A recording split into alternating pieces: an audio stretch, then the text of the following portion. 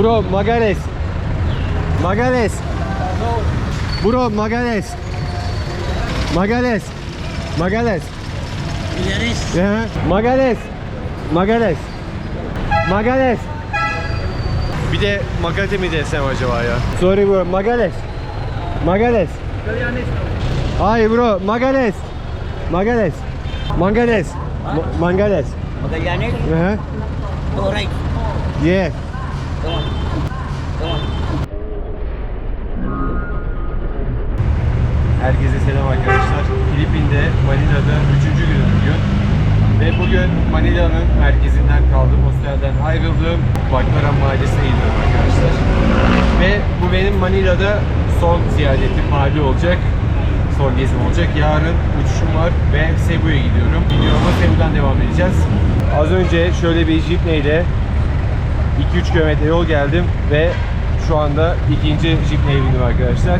Bunların indi bindi ücreti 12 peso, yaklaşık 4 TL yapıyor ve Filipinler dolmuş olarak bunları kullanıyor. Toplamda 10 kilometrelik yola 8 TL bir ücret ödedim. Filipinler'de ulaşım ucuz arkadaşlar. Az önce bilet aldım Manila'dan Cebu'ya. Bilet fiyatı 700 TL'ydi ve 200 TL'de bagaj ücreti ödedim bunun için. Yaklaşık 900 TL'ye geldi. Önümüzdeki haftalarda da fiyat 600 TL'ye kadar düşüyordu. Fakat ben önceden bilet almadım çünkü plansız geldim buraya. Bu şekilde yola çıkıyorum arkadaşlar. Bu arada videomu izleyen, beğenen ve abone olan herkese teşekkür ederim. YouTube'da yeniyim. Birkaç hatam olabiliyor. Bunun için sizlerden özür dilerim. Kamerayı hızlı oynattığıma dair birkaç yorum geldi. Bu konuda artık daha dikkatliyim. Ve mümkün oldukça gezdiğim yerleri size göstermeye devam edeceğim. Baclaran'da görüşürüz.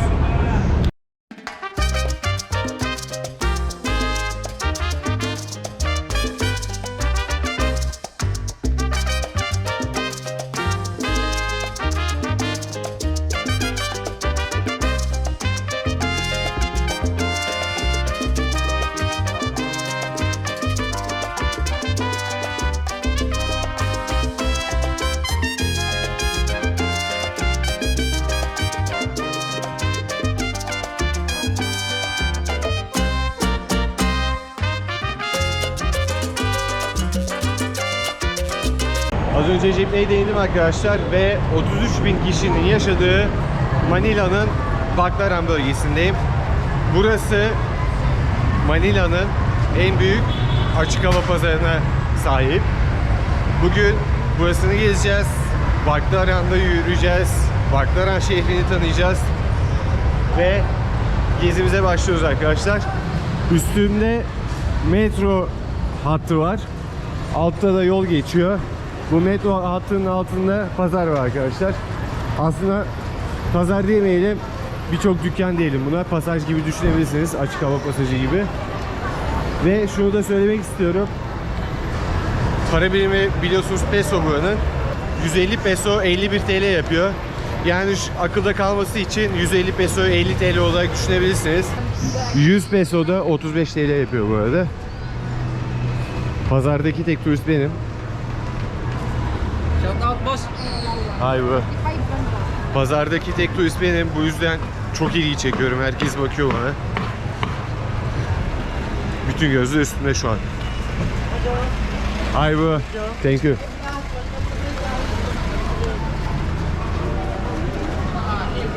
Bulunduğum yerde 1 kilometre boyunca dükkanlar var arkadaşlar. Tekstil dükkanları bunlar. Tamamen giyim üzerine kurulmuş. Arkada adam tuvaletini yapıyor. Ve gördüğünüz gibi her yer leş gibi. Her yeri bok götürüyor açıkçası.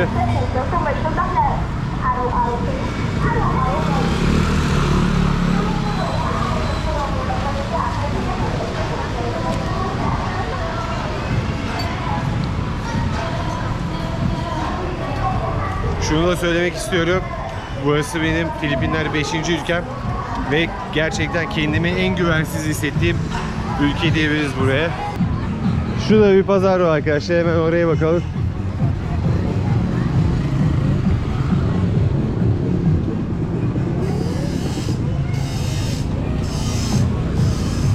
100 peso 35 TL yapıyor. Ama tezgahlarda fiyatlar yazmıyor.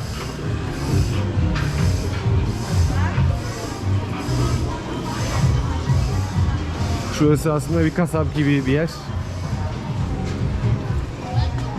Felaket pis kokuyor. Koku çok kötü. Kurutulmuş balıklar da var şurada.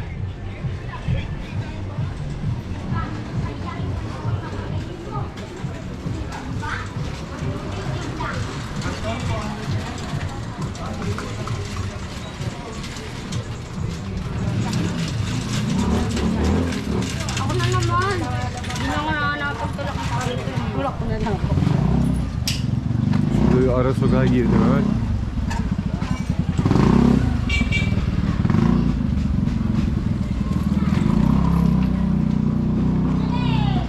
Sokağa girdim ve çıkıyorum, hiçbir şey yok sokakta. Burada Hindistan cevizi var. 30 peso. 10 TL'ye Hindistan cevizi satıyorlar arkadaşlar.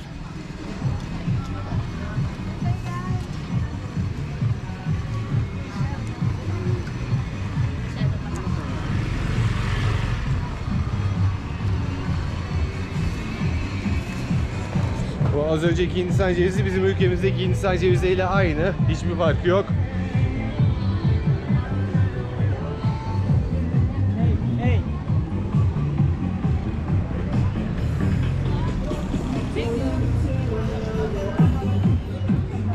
Şöyle bir bileklik aldım. 20 peso. 7 TL arkadaşlar. Bunun aynısı Tayland'da en az 50 TL civarı.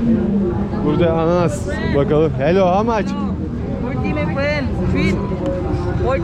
40. Yes. Sweet. Very sweet. 40, okay.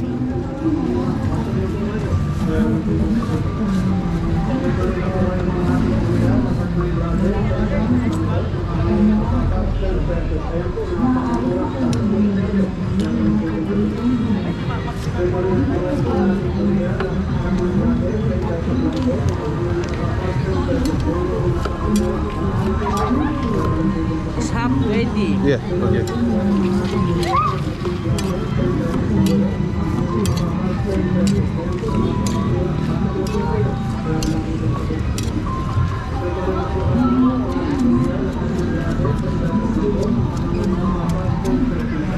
Ananas 13 TL arkadaşlar.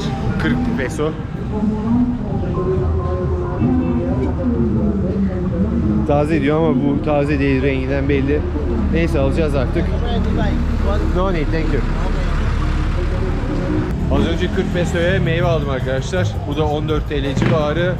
5 aydır Asya ülkelerini geziyorum ve çok şükür henüz burnum dahi akmadı. Bunun en büyük sebebi günlük meyve tüketimi. Yani gerekli vitaminleri aldığınız sürece arkadaşlar ilaç kullanmanıza falan gerek kalmıyor.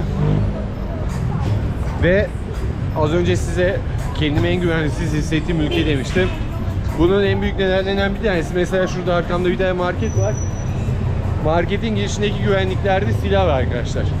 Yani diğer Asya ülkelerinde hiç böyle bir şey görmedim. Bakın. Şurada güvenlik, hatta mağazadan çıkan müşterilerin fişlerini dahi kontrol ediyor. Sıkı tedbirler var. Yürümeye devam ediyoruz. Sokaklar pis. Gerçekten pis sokaklar. Adamda pompalı tüfek var bankanın güvenlik görevlisinde. Ve her Asya ülkesinde olduğu gibi burada da elektrik telleri dışarıda böyle sarkık bir şekilde.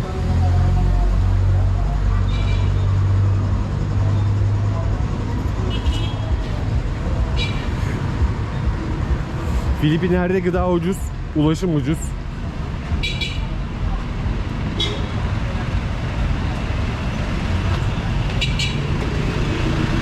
Elektronik eşyaların her şeyin çakması var burada. Mesela Samsung'un çakması var. Ulaşım, size söylediğim gibi şu araçlarda yapılıyor. İndi bindi 12 peso 4 TL.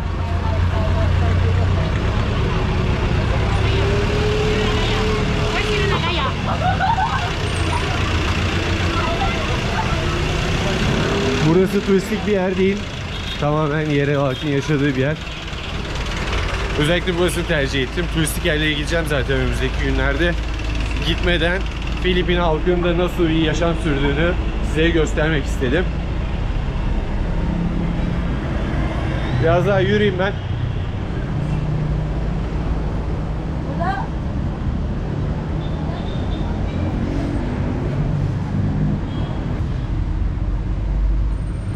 Şurada ikinci el eşya satan bir mağaza var.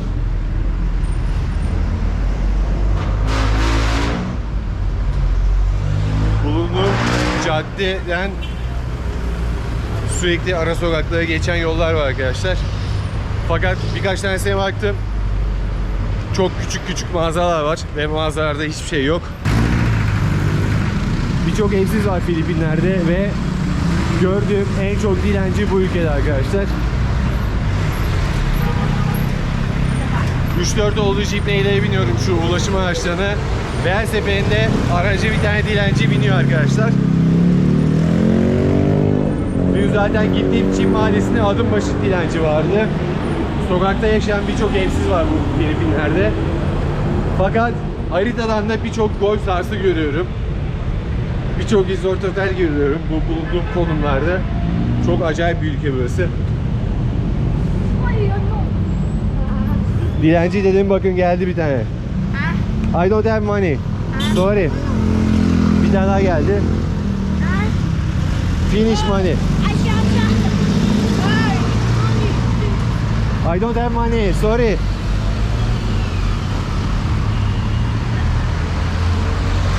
Bırakmıyorlar da almalar.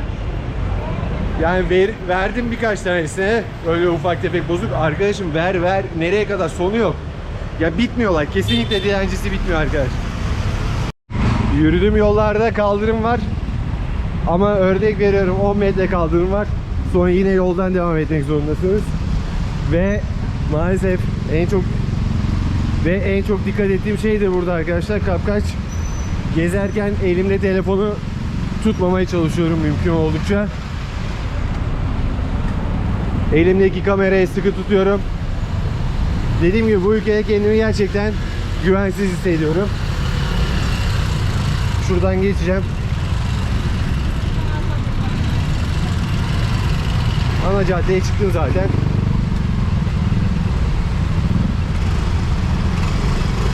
Bakın yine dilenci ışıklarda ve trafik kaosuna girdim. Hava da sıcak.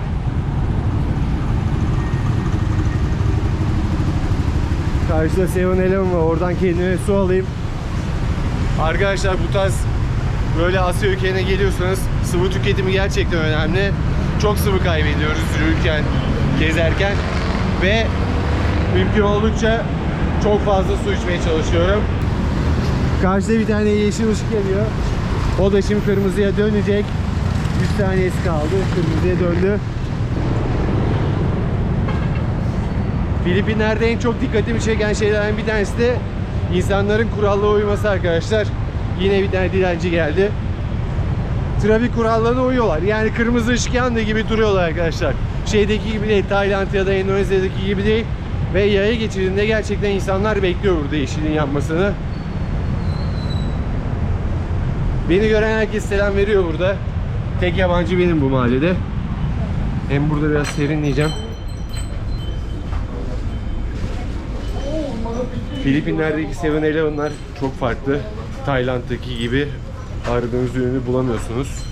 Mesela hazır tostlar yok denecek kadar az, birkaç çeşidi var sadece. Ürünler farklı. İthal ürün çok yok. Örnek veriyorum.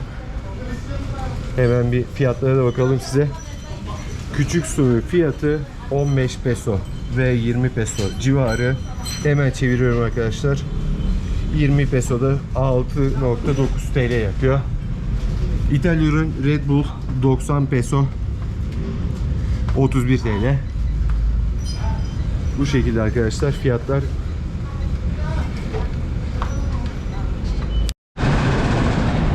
Filipinler'de benzin fiyatları da şöyle: 65 peso 1 litre benzin arkadaşlar. 22 TL'ye geliyor bu da.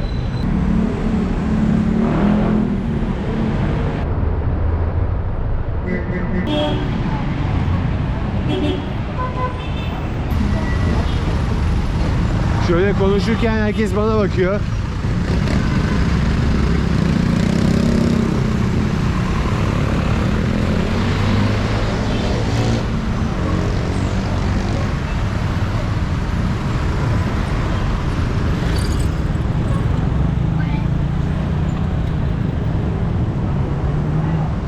Adım başı dilenci burası ya. Şöyle yürürken tuktuklar laf atıyor. Çocuklar kolunuza sarılıyor, bırakmıyor.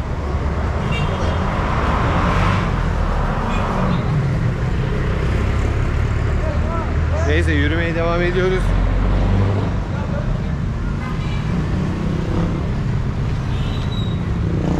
Birazdan çıkacağım buradan.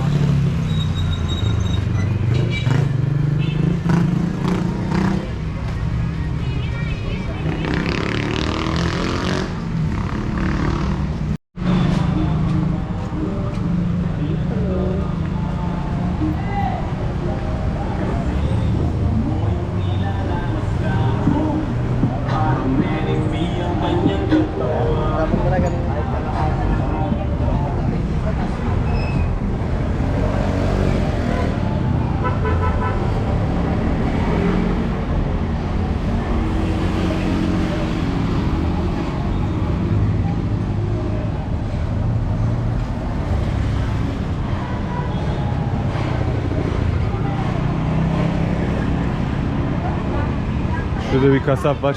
Etleri böyle satıyorlar. Deniz ürünleri de var. Ne eti olduğu belli değil bundan ama üstünde milyon tane sinek var.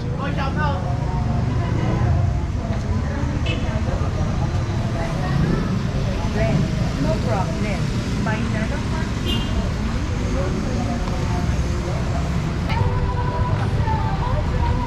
Ay bro. Şu anda pazarın tam ortasındayım ben. Burada tava ciğer var, çok ilginç. Bizim Edirne'deki tava ciğere çok benziyor.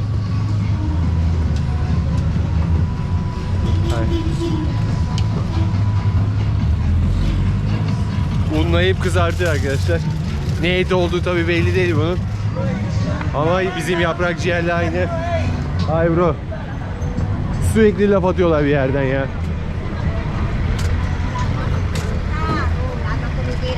Ang kapal ng mukha niya. Hemen bir tişört fiyatı soralım burada. Mesela.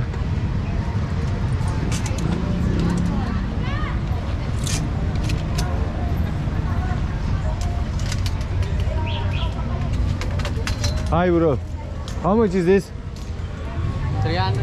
350. 350, okay. 120 TL'ymiş arkadaşlar tişört.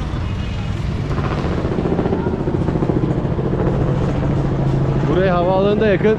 Abi uçak geçiyor, helikopter geçiyor. Ben konuştukça da insanlar bana bakıyor.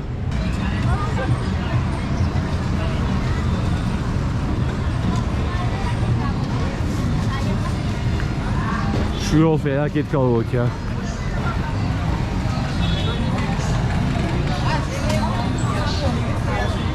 Burada sim kart satıyor adam. Her şey var arkadaşlar. Meyvesi, sebzesi, tekstili. Buradan bir geçeyim ben.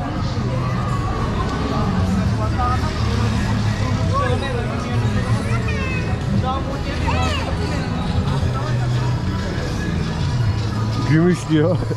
50 peso diyor. Bunlar büyük ihtimal çalıntı, yangından kurtulmuş. Çünkü hepsi yanmış arkadaşlar, bakın. Made in Italy diyor. Ay. Adamlar gümüşleri yangından kaçırmış. Paketlerin hepsi yanık. 50 peso da 17 TL yapıyor.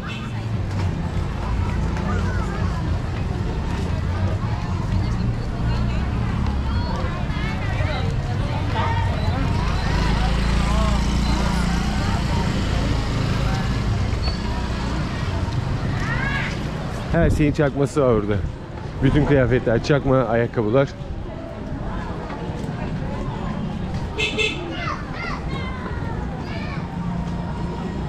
Neyse buradan, burası da böyleymiş. Çıkıyorum buradan da.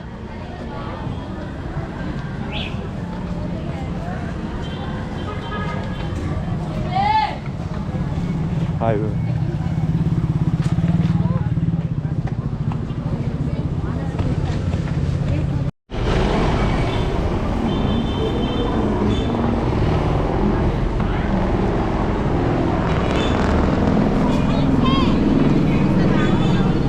Burada saatler var. Çakma G-Shock'lar. Excuse me, how much is this? 150 boss. 150. The dual time this Oh, good. with hands. Şuna bir bakayım ben ya. 450. This one how much? 450. 450. Yes, class A dual. 150, which one 150? This one all. Bunların hepsi 150'ymiş. Okay. What type of it? Even if you dive. Okay, I will look. 25 Türk lirası arkadaşlar çakma saatler. 100 peso. Fiyatlar şaka gibi. Strollers, drawers, cabinets, kalan, single burner, double burner, electric cooking, electric oven,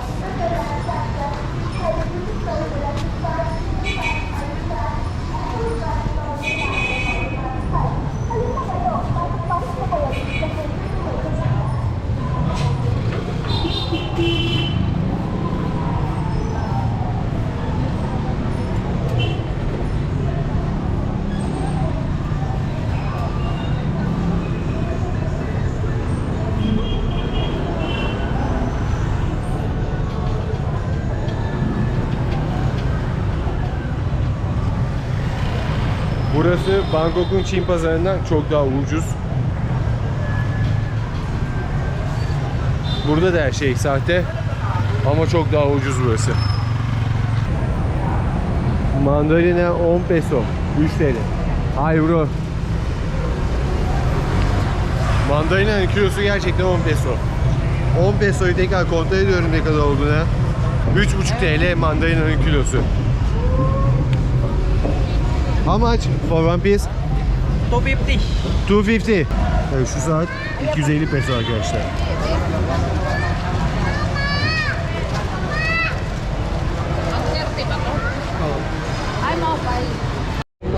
Haşlanmış mısır var. How much? 20. 35. Okay, give me. 35 pesoya mısır alacağım. Tuloy-tuloy na po kayo mga ating kuya, lahat ng klase, 65 lang po, nakahangoy na kapatag, 65, napakamura, pwera lang po dyan sa Big Shoe. Tuloy-tuloy na po kayo mga ating kuya, lahat ng klase, 65 lang po, nakahangoy na kapatag, 65, napakamura, pwera lang po dyan sa Big Shoe.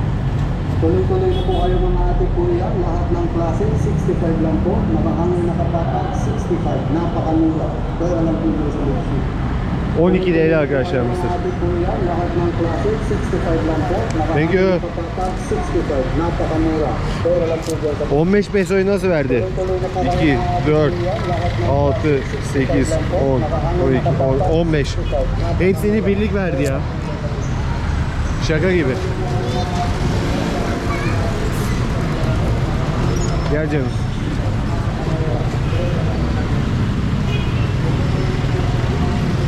Biliyor nasıl olsa sesimi çıkaramayacağım benim. 15 peso tamamını birlik olarak verdi ona. Şeyden diyor al bundan bir tane daha mısır, bütün bozukları geri ver de bir tane yetti. Evet. Burası bugünlük yeter. Birazdan kaldığım yer Makati bölgesine geçeceğim. Saat zaten 4 oldu. 5.30'da hava kararıyor. Şimdi şu jipneylerden soracağım. Giden var mı? Kaldığım yere tek jipneyle gidilmiyor. Bir aktarma istasyonu gibi bir yer var burada. Orada indiriyor ilk bindim. Sonra ikincisine binmek zorunda kalıyorum.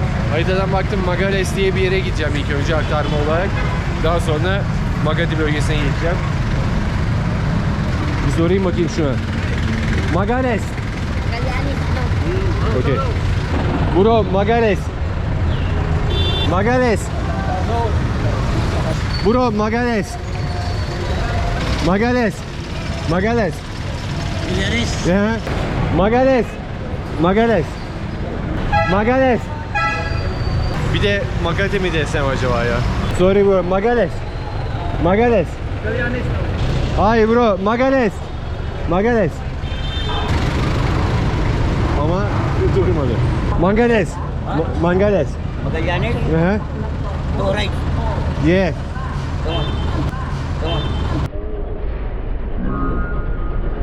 Minsan marites. Bumili ka na lang.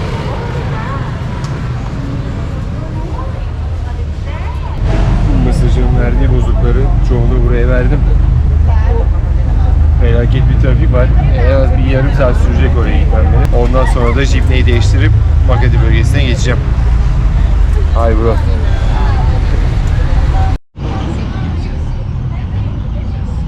Yanımdaki çocuklar ismimi sordu, YouTube ismimi. Abi dedi buradan seni de takip edeceğiz dediler. Adam beni 10 dakika sonra indirdi. Şimdi bilmiyorum neredeyim. Bakacağım haritadan. Ama geldiğim yerle hiçbir farkı yok burası. Hi. Hello. Şimdi nerede olduğuma bakıyorum arkadaşlar. Buradan yine bir ulaşım aracına bineceğim. Yine jipneyi tercih edeceğim. Ucuz 4 TL'ye götürüyor adam sizi. Az önce adamın indirdiği yerden bir 100 metre ileride bir tane daha durak varmış. Sordum, oraya git dediler. Oradan sonra gideceğim artık. Yine bulunduğum bölge çok kalabalık. Şöyle her yerde dükkan var. Çocuğun biri dedi karşıda ışıklardan sonra dedi orada sor dedi. İyi dedim.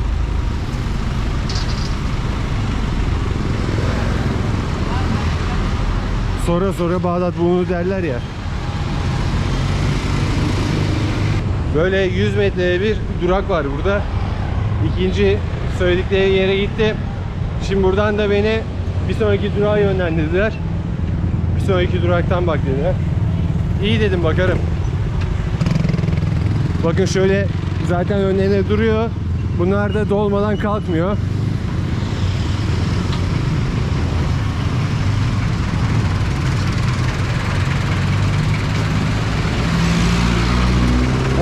Watermalt ha? Watermalt? Yes. Aktarma istasyonu Watermalt'tı. Şimdi onun için bir tane daha bindim. Benim hatam var burada. Geldiğim yeri işaretlemedim haritadan. Yani ilk transfer noktasını işaretlemedim. O yüzden orasını unuttum, ismini. Bulamadım daha doğrusu haritadan. Şimdi bu yüzden soruyorum. Sonra gidiyorum.